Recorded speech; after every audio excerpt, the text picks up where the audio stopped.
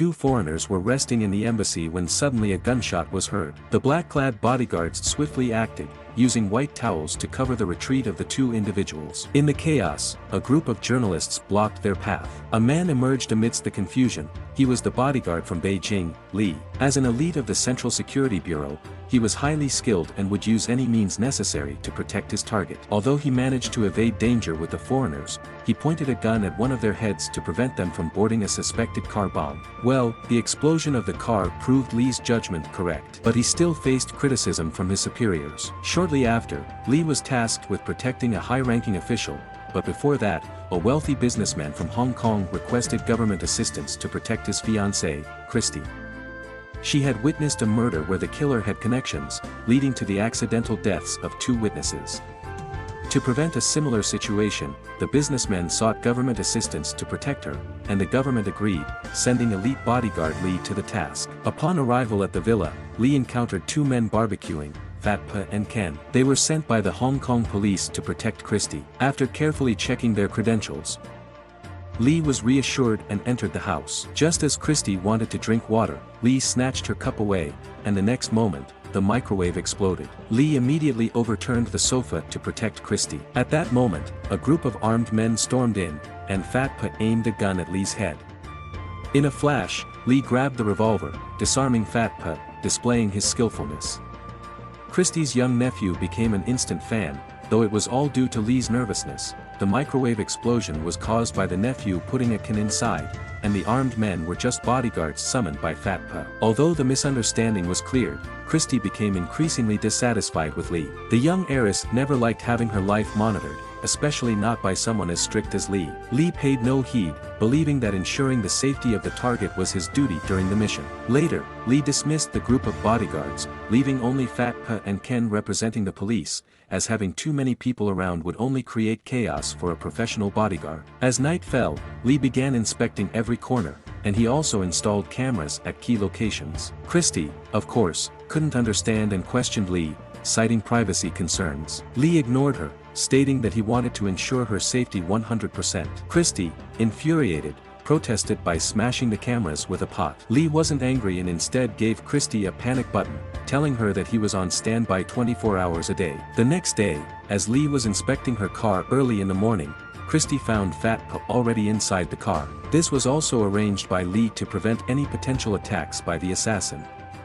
Although Christy was frustrated, she didn't protest this time. As the two cars traveled along the mountain road, a motorcycle suddenly crossed the center line from behind, rapidly approaching Christy's car, undoubtedly the assassin.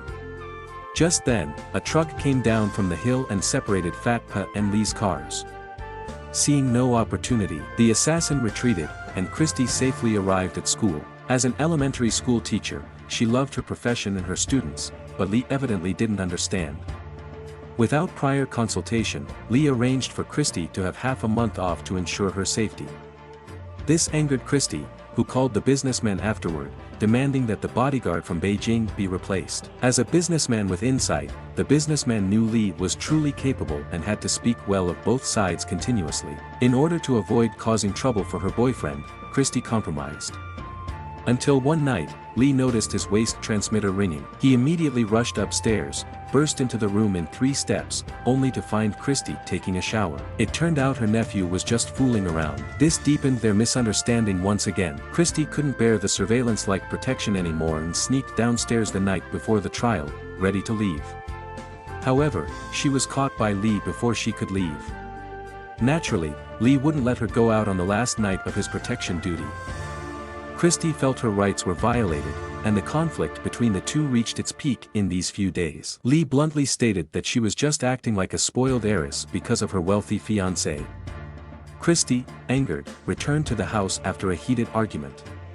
The next day, as they were about to head to court, news came that the defendant was injured, postponing the trial for a month. They thought they were liberated only to endure another month. In fact, after this task, Li had to escort the leader for an inspection tour down south. With the delay of a month, he missed his most important task. Li was in turmoil, and without his restraint, Christy took her nephew to the mall. The variety of people and goods lifted Christy's mood. However, she was unaware that several assassins were already monitoring her in the mall. As Christy was trying on clothes in the fitting room, the assassin in the adjacent cubicle pulled out a gun. Just as the gunshot rang out, Christy was unharmed as Lee took down the assassin.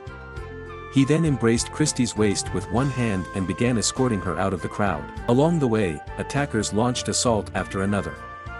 But Lee remained calm and pulled the trigger continuously, shooting down most of the attackers before they could aim. By this time, they had reached a restaurant, and Lee began to observe his surroundings. He noticed a person across the table with a pen similar to the one the assassins used. After a brief thought, he shot and killed the assassin, then used the pen to infiltrate the assassin's internal cover to escort Christy out of the scene. Suddenly, a pregnant woman fell in the chaotic crowd. Christy rushed to help, but Lee had already seen through the disguise. He threw a knife to save Christy, and they left the mall. Fat Pa intercepted a security guard, who suddenly shot Fat Pa. However, the gun Fat Pa had was swapped by the nephew with a water gun, rendering him unable to fight back. Lee immediately turned and shot the security guard. Fortunately, Fat Pa was wearing a bulletproof vest and was only slightly injured. After this incident, Christy's perception of Lee completely changed, and her nephew couldn't stop crying, repeatedly apologizing for his mistake. However, Lee told him a story. Once, there was a young monk greatly favored by the abbot. Every time he made a mistake, the monk would say sorry because he knew that even if he committed a grave sin, the abbot would protect him. Until one day, the monk accidentally set fire to the scriptures room and fled the temple. Faced with two choices, forever evade or return and apologize, the monk chose to apologize. However, by then, the abbot had died in the fire, and the monk never had the chance to say sorry again. That monk was Lee, and he used his story to teach his nephew that a man shouldn't just say sorry, one shouldn't wait until it's too late to regret. One day, a special man named Collin arrived at the morgue. He was there to reclaim his brother's body, a former Vietnam War Special Forces soldier. The security guard killed by Lee was his brother, and Collin took on the task of assassination not only to complete the mission but also to avenge his brother's death by killing Lee. Upon learning that the body in the morgue had been taken, Lee and Fat Pa immediately went to investigate. The wounds caused by weapons made Lee realize that this matter was related to military personnel. Through the government's internal intelligence network, they quickly found Collin's location. However, Collin not only anticipated their actions but also sent arrogant threatening letters. Lee didn't know when the attack would come, so he could only continuously strengthen the house's defenses. Moreover, after the assassination attempt at the department store, Christy developed feelings of admiration for Lee. That night, the wealthy businessman came from afar to celebrate her birthday. However, he found that her relationship with Lee was quite unusual. Every time Lee's work was discussed, Christy looked proud, which made the businessman very embarrassed. Despite his generosity, he didn't confront them on the spot and even praised Lee's dedication. After Christy returned home, she gave Lee a watch. It was accurate, but Lee's heart was in turmoil. Suddenly, the transmitter rang again, and Lee rushed to her room, only to find Christy in her nightgown. She wanted to say something to Lee, something that shouldn't have been said. Lee's mind was in chaos, but he still refused this connection that shouldn't exist. After leaving the room, Lee chatted with Fat Pa to distract himself. Fat Pa mentioned his personal issues, and listening to Fat Pa's complaints, Lee gradually calmed down. At that moment, the transmitter rang again, but Lee didn't rush to her room immediately because he feared it would be the same situation. It wasn't until he heard gunshots from inside that he realized something was terribly wrong. Due to their conversation, there was only one person protecting Christy in the room. Although he wanted to show his masculinity, his strength was not enough. At this moment, Fat Pa rushed in from the main entrance, and Lee appeared on the stairs. A swift and precise barrage of gunfire drove the assassins into hiding. Lee then switched off the circuit breaker, using the dim moonlight to locate the assailants before throwing his flashlight. As the light passed, the assassins fell one by one. Collin calmly targeted the light source and blew up the flashlight just as Lee fired, plunging the room back into darkness. Collin noticed fluorescent shoes on the ground, and with a gunshot, the nephew was injured. The assassins began to converge, slowly advancing toward Christy behind the sofa. Lee used the TV remote to distract the assassins' attention, killing two when they were distracted. Collin discovered the panic button on the floor, using its sound to locate Lee. Christy behind the sofa tried to find Lee using the sound. Unaware that Collin had the panic button, Lee flew to her rescue, then turned on the circuit breaker and opened the gas valve. With the doors and windows tightly shut, the room was now filled with gas. A spark would set off an explosion in the room. The assassins hesitated, but Collin remained determined to take Lee down with him, though his henchmen behind him were reluctant. They rushed to grab Collin's gun. At that moment, Lee intervened, throwing knives at the henchmen, swiftly subduing them. Collin underestimated this bodyguard. While he knew the bodyguard from Beijing excelled in defense, he was unaware of Lee's formidable offensive skills, as the primary goal of a bodyguard is to protect the target's safety. As the two fought for their lives, Lee unleashed a ferocious mantis hook technique, causing Collin to falter.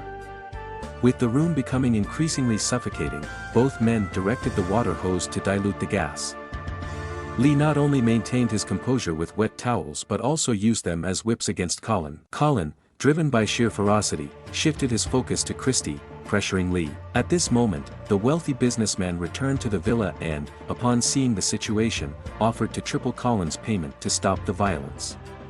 Lee had fired 7 bullets into his brother, and now he was about to return the favor on Christy.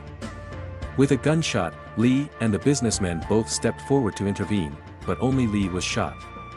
Lee pulled out military knife from his shoulder and fatally killed Collin, but Lee was also losing consciousness. As mission completed, he must disappear from the target's life.